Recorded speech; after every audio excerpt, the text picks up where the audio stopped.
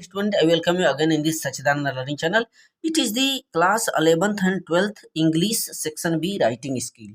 जो आपके पेपर में पर्टिकुलर 12th में जो बोर्ड एग्जाम होगा उसमें जो सेक्शन बी है राइटिंग स्किल है। राइटिंग स्किल में आपको एसे दे दे अथवा कोई लेटर दे दे, दोनों ही इनविटेबल है, अनिवार्य हैं। आपको आर्टिकल्स के अंतर्गत आपको कोई न कोई आर्टिकल यानी लेख लिखना पड़ता है, जिसमें कि कुछ आपको नोट्स उसमें दे दिए जाएंगे कि किस संदर्भ में क्या लिखना है, कैसे लिखना है, कितना लिखना है। और जो दूसरा क्वेश्चन होगा राइटिंग स्किल का वो होगा लेटर। लेटर में आपको दो प्रकार के लेटर पूछे जा रहे हैं एग्जाम में।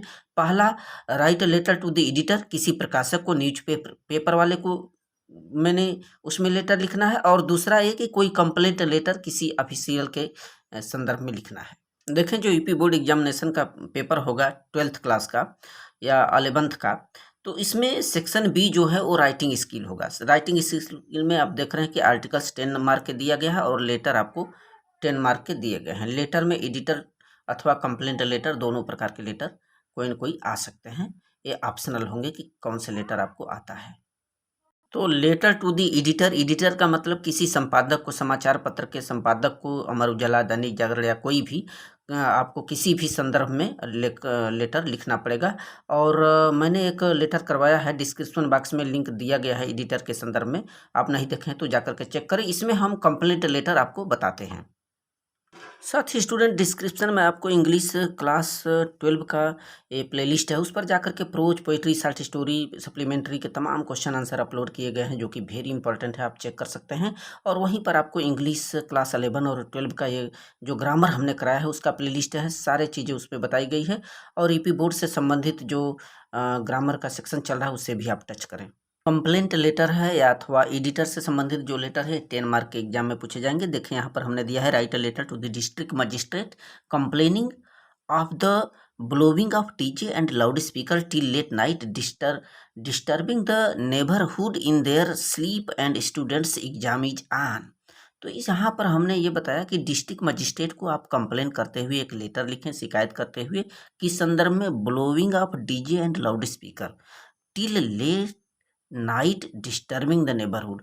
तो देर रात जो लाउड स्पीकर बजती है, डीजे बजता है, और आपकी उस समय एग्जाम चलते हैं, परीक्षाएं होती हैं, और लोग आसपास पड़ोस के नेबरहुड के सो नहीं पाते, तो इस संदर्भ में आपको शिकायत करते हुए डीएम को एक लेटर लिखना है, जो कि काफ़ी इंपॉर्टेंट है।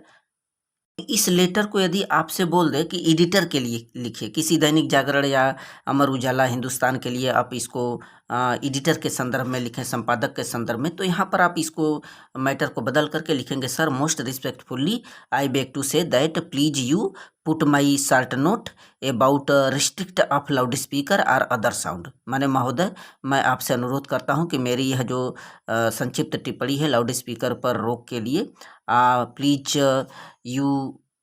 अब इस प्रकार के ऐसे लेटर को यदि आपको किसी एडिटर को लिखना है, समाचार पत्र के संपादक, दैनिक जागरण या किसी को लिखना है, तो वहाँ पर आप मैटर को चेंज करते हुए इस प्रकार से आप लिख पाएंगे कि sir most respectfully I beg to say that please you put my short note about the restrict of loud speaker और other sound in your esteemed newspaper. मैंने अपने उस महत्वपूर्ण पेपर में मेरे इस समस्या को, इस संक्षिप्त टिप्पणी को आप स्थान दीजिए, so that it could reach on the authority, ताकि यह उच्च अधिकारियों तक पहुँचे और मेरी जो प्रॉब्लम है उसका सॉल्व हो पाए। तो एग्जाम में यह बिंदु याद रखें कि किस संदर्भ में आपसे पूछा जाए, मैटर बदल करके वहाँ पर आप लिखने की कोशिश करें। तो यहाँ पर देखें कि किस प्रकार से लाउड स्पीकर या साउंड के संदर्भ में शिकायत करना है हमें। टू लिखने के बाद हल्का सा दाहिनी तरफ जाएंगे किसी भी लेटर में, द डीएम डिस्ट्रिक्ट मजिस्ट्रेट, यहाँ पर डिस्ट्रिक्ट का नाम लिखेंगे और प्लेस का नाम लिखेंगे, सब्जेक्ट वहीं लिखेंगे, in the context of not blowing loud speaker and DJ. तो किस संदर्भ में, कि जो लाउड स्पीकर है और डीजे है जो बजाए जा रहे हैं उसी के कंटेक्स्ट माने संदर्भ में। यहाँ पर सर लिखेंगे, हल्का सा विराम लगाएंगे, most respectfully I beg to draw your kind attention, माने परम आदरणीय पूर्वक मैं आपसे प्रार्थना करते हुए मैं आपके ध्यान को अपनी तरफ इधर ड्रा करना चाहता हूँ, यानी खींचना, आकर्षित करना कराता हूँ। Attention to the DJ sound and loud speaker nuisance. आज जो कि ये लाउड स्पीकर और ये जो डीजे की आवाज़ें हैं जो कि काफ़ी दुश्वारी उत्पन्न करती हैं, काफ़ी उपद्रवी हैं, न्यूसेंस हैं, इनसे जो न्यूसेंस है, परेशानी है, इसकी तरफ मैं आपका ध्यान आकर्षित कराता हूँ।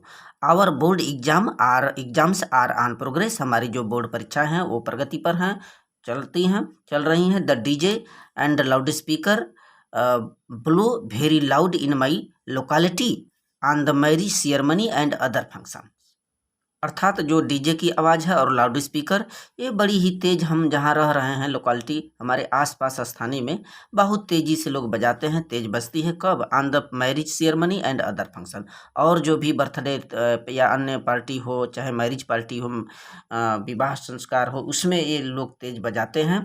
दे disturb not only student but also neighbourhood in their sleep. तो इससे होता क्या है कि इससे ये लोग परेशान करते हैं छात्रों को जो प्रिपरेशन कर रहे हैं एग्जाम का, और आसपास के जो पड़ोस के लोग हैं उनकी निद्रा में विघ्न डाल रहे हैं, उनकी स्लीप में। आई देयरफॉर, अतः मैं आप इसलिए I request you to take immediate some suitable steps, अतः मैं आपसे अनुरोध करता हूं कि आप फौरन ही कुछ उपयुक्त कदम उठाएं। Some suitable steps to restrict this problem, इस समस्या को रोकने के लिए कुछ न कुछ उपयुक्त कदम उठाएं। So that I could prepare my exam properly, ताकि मैं अपने परीक्षा को प्रॉपरली सही ढंग से तैयारी कर सकूं। और फैथफुली लिखने के बाद XYZ लिख देंगे, नेम उम नहीं लिखना है। सो थैंक यू स्टूडेंट, इसको कर लेंगे, बहुत ही इंपॉर्टेंट है। और जो भी मैटर रहेगा जिस संदर्भ में, उसके आधार पर आप मैटर को चेंज करके अपना एप्लीकेशन या लेटर लिखें। So thank you.